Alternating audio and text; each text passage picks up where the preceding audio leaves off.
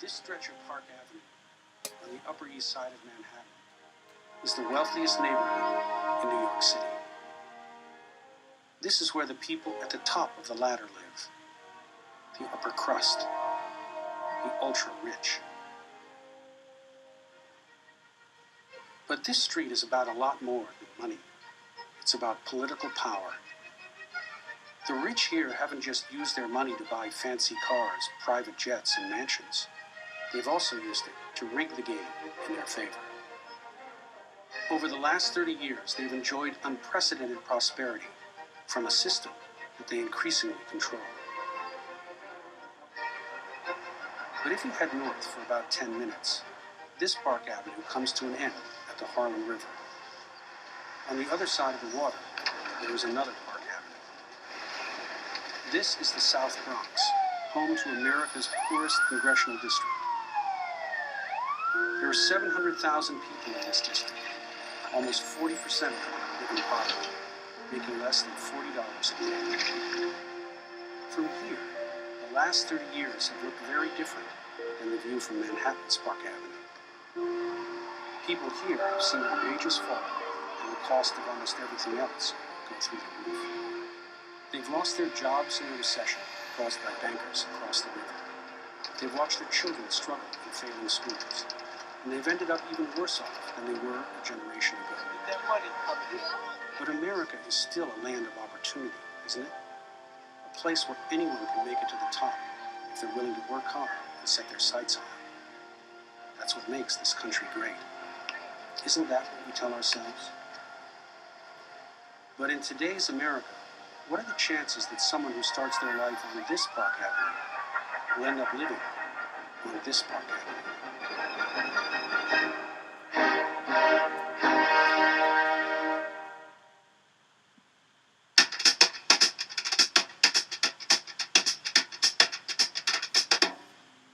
Let's imagine that you're invited to a game of Monopoly.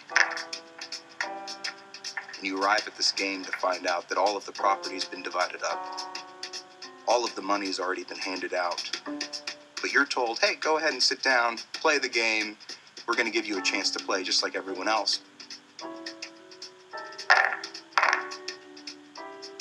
There are some in society that have a lot of access, a lot of social mobility, a lot of resources to do the things that they want, as opposed to other people who are more disadvantaged, more underprivileged, don't have the same levels of resources.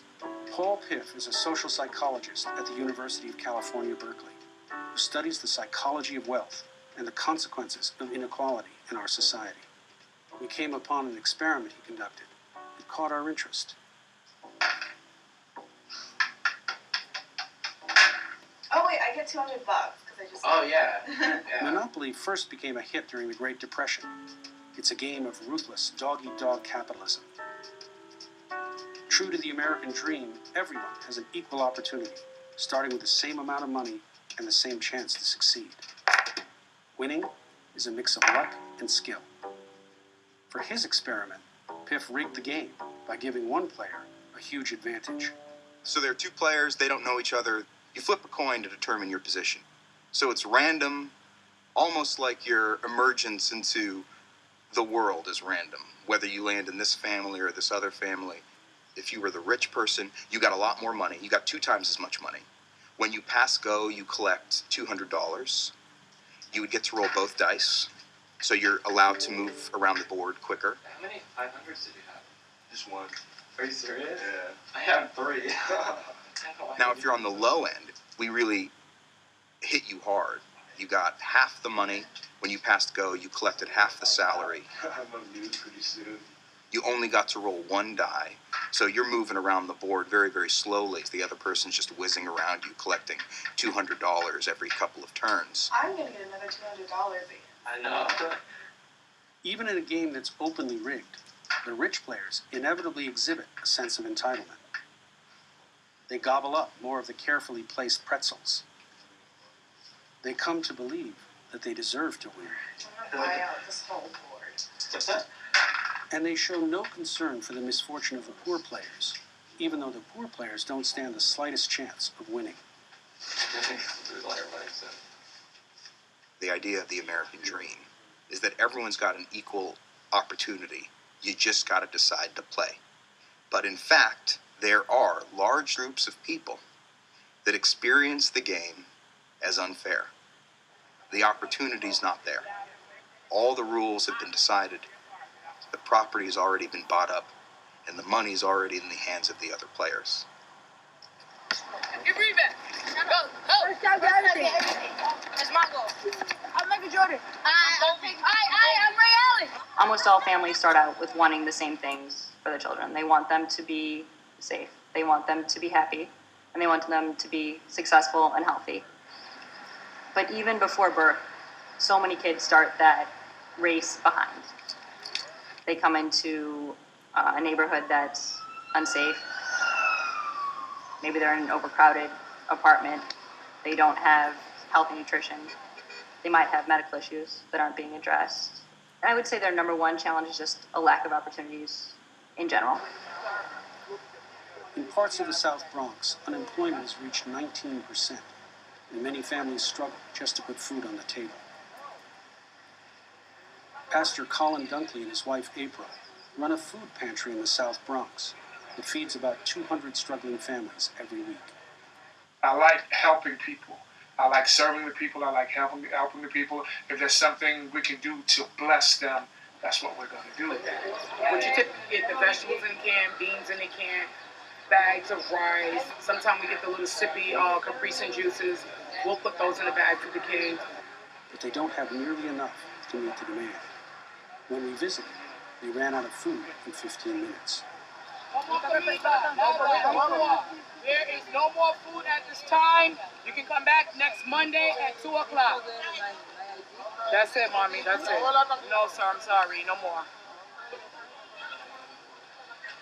It is very, very hard to pull yourself out of extreme poverty in the United States. It almost never happens. This runs completely counter to what people's notion of America has been for a very long time. We think of ourselves as the land of opportunity. Mobility in the United States lags most other advanced industrial democracies. When I was growing up, the image of America, the self-image, was of a vast middle-class country. Of course, there was a small, rich group, and there were some poor, but America prided itself and understood that its health was because of a vast middle class. We're not that kind of society anymore. There's always been a gap between the wealthiest in our society and everyone else.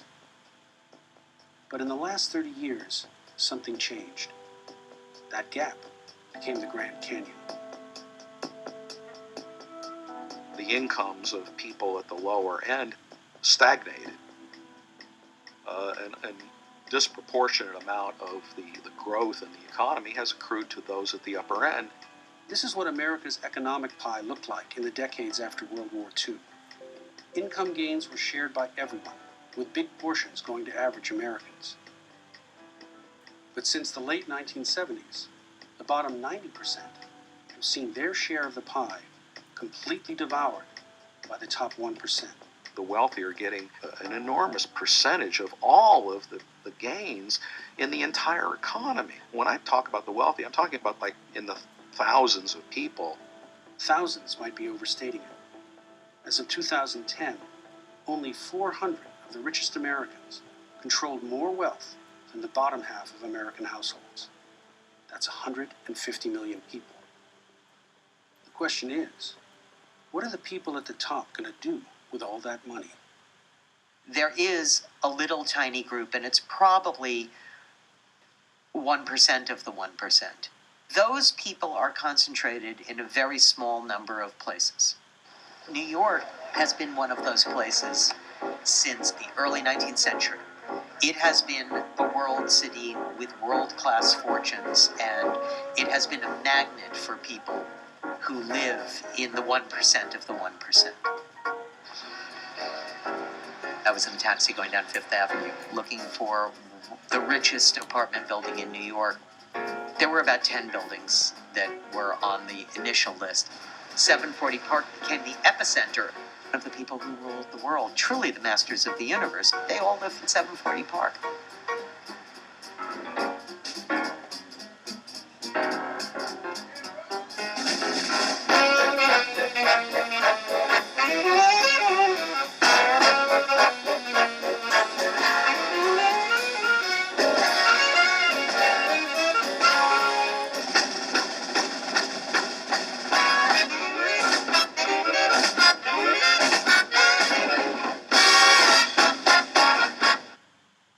known before my book as the Rockefeller Building, but in fact, Rockefeller was not one of the original people in the building.